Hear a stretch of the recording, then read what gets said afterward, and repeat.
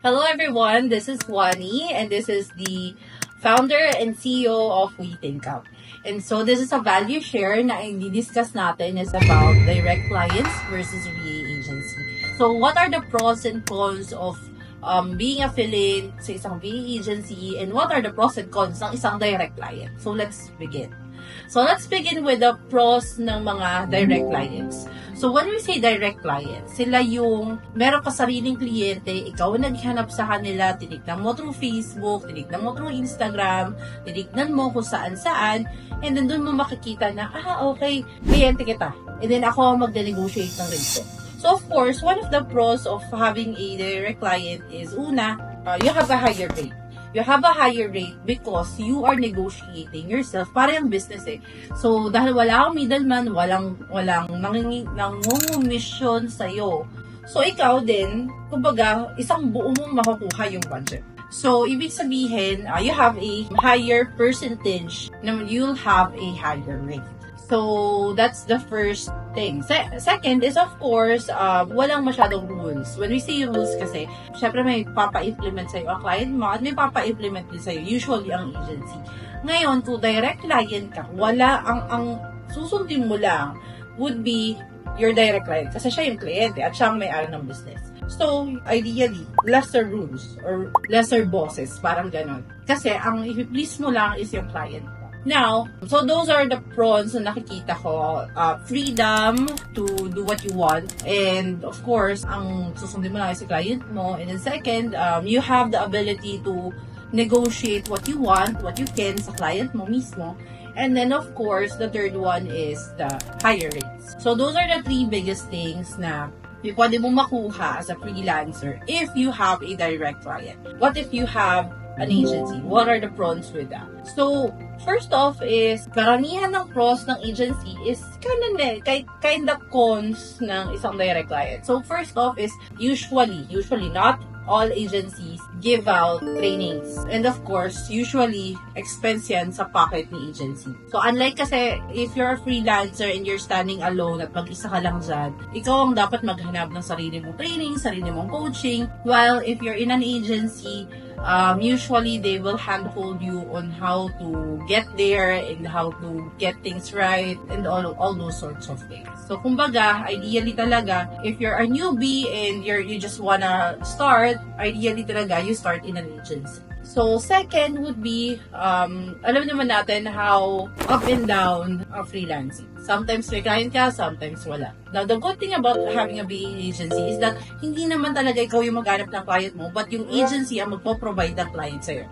Unlike if you are in a direct client setup, of course, hindi ka sure, baka bukas wala na akong client, and then the next day, meron, the next day, wala. So, hindi tayo sure. Unlike if you have a VA agency, it's like a community that you have people na, okay, nawalan ako ng client ngayon, hey, VA agency, nawalan ako ng client, baka pwede yung bigyan mo pa ako. Usually, yun ang trabaho ng VA agency. But again, depende to sa mga rules ng bawat VA agency kasi yung iba, may iba't ibang way of how they screen VAs para ma-pair din sa client. So, iba-iba talaga sila. But ideally, VA agency, sa context, sila talaga nagpo-provide ng client sa'yo. You don't really need to look for one na sa Upwork. You don't need to look for sa iba't ibang lugar. Because there's the VA agency.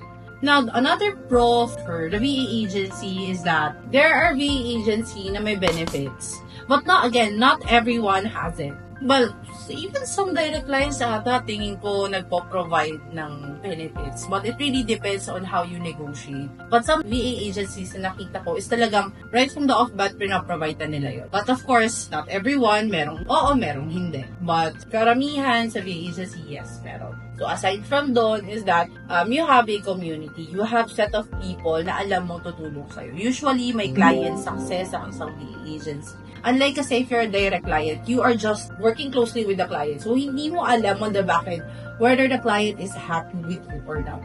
Sometimes kasi we think as if na, hindi, okay lang ang lahat kasi binibigyan naman ako ng task, tuloy-tuloy lang ang task, which is normal naman sa isang account. But sometimes kasi, yung pala, on the end of the client, hindi pala siya ganun ka-happy. Well, if you have a VA agency, usually they provide a client success to check in with all of your clients whether they're happy or not. And one thing that I've noticed sa mga taga-US-based clients, especially siguro sa mga coaches, kasi karamihan ng clients sa aming coaches, ayaw nilang magsabi. May mga blunt, gusto nila magsabi ng feedback. Meron ganon. Pero karamihan sa nakatrabaho namin, hindi nila gustong ma-hurt din yung nararamdaman ng VA nila. Kasi close na sila, they have this relationship. So, hindi niya masabi in a good way yung feedback. So, kinakailangan ni VA agency na mag-interview. So, another thing na pros ng VA agency is that, of course, kapag tumakbo si client, and napaka-usual nito, biglang nawawala si client, hindi na bayaran si VA. Kawawa si VA. Usually, yun ang isa sa negative ng isang pagiging VA. If you're just a freelancer, mag-isa ka lang, ikaw ang naniningil, ang hirap-hirap maningil. Si VA agency, siya ang provide ng paniningil, siya ang mag-support sa'yo to make sure na kahit na mawala si kliyente, bayan yung tinaba. So, one of the good things yan ng pagiging PA agency. So again, there are pros, there are cons. I know a lot of people that I know, they prefer being with the direct clients because again, it has a higher chance na may higher rate. And some of I know is preferred pa rin under an agency kasi mas protected nga daw sila. Well, technically, in a VA world or VA setup, wala naman talagang protektado.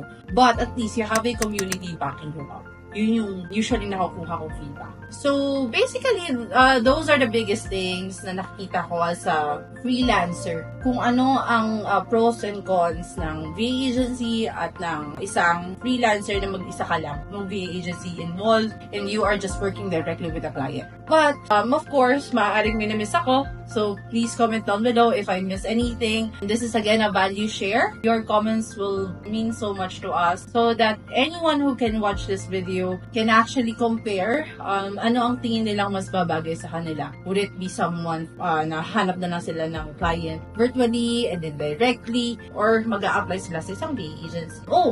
Before I forget, of course, we have our community. Please check that below since we are dropping down some courses and some trainings and some news from our own agency. And of course, I'm happy to hear from you guys. Comment down below if you have any comments, anything that you want me to discuss in the future so that we can tackle everything. Thank you so much!